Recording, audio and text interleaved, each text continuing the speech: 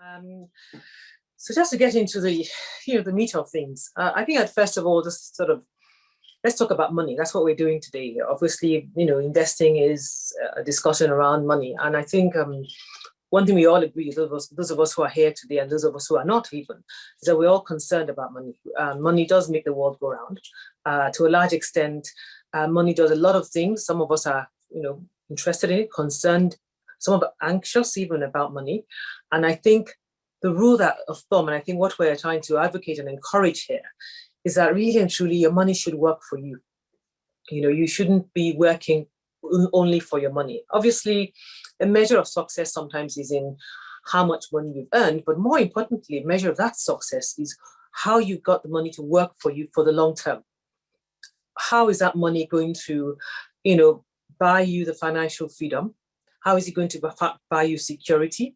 How is it going to buy you that long-term sort of steady income that you want, even for the days and times when you might be unable to work for health reasons, due to old age, due to the fact you've taken time off to study.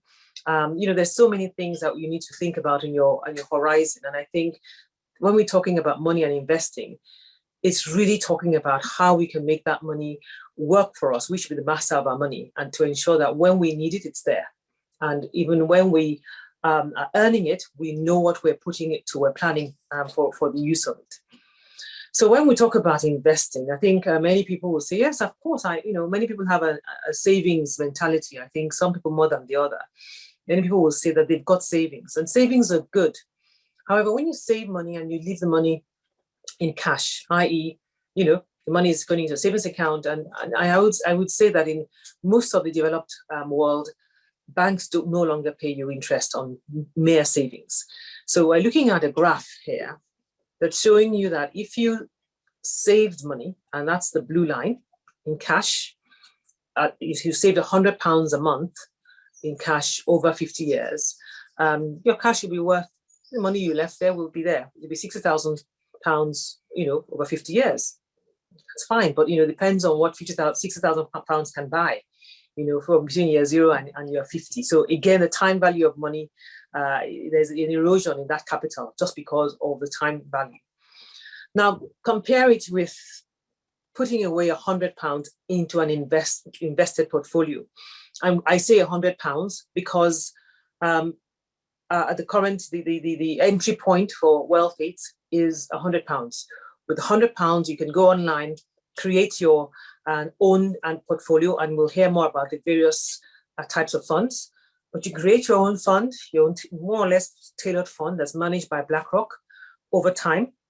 Investing is a long-term game. Investing is not a quick fix. Investing isn't doubling your money. Or, investing isn't GameStop today, and you put a dollar in and you get $1,000 the next day. That investing is long-term, consistent, disciplined, putting money away. And yes, if we say £100, put £100 away, and literally what you'll find is that if you invest £100 and you also invest the returns, if you've seen the graph, your money will be worth about £400,000 after 50 years. In the same way, we're talking about investing, again, is investing in a balanced portfolio, investing in a portfolio that's, we're talking moderately, 50% stocks, 50% bonds, that will give you about a return of, say, 7% annually. And that's conservative because the portfolios that we have online, they can give you even more. So if you start investing and you're young enough, for example, to have a 25-year horizon, if you're 20 and you start investing now in 25 years, in a balanced portfolio, your money would be worth $82,500, just based on the returns we're talking about. In the same way, they start investing £100 a month over a 5-year period, your money could be worth $8,100. So this isn't just about saving. I think that today's talk and all of what we're doing at Wealth8 is really about encouraging long-term sustained investment on a regular basis.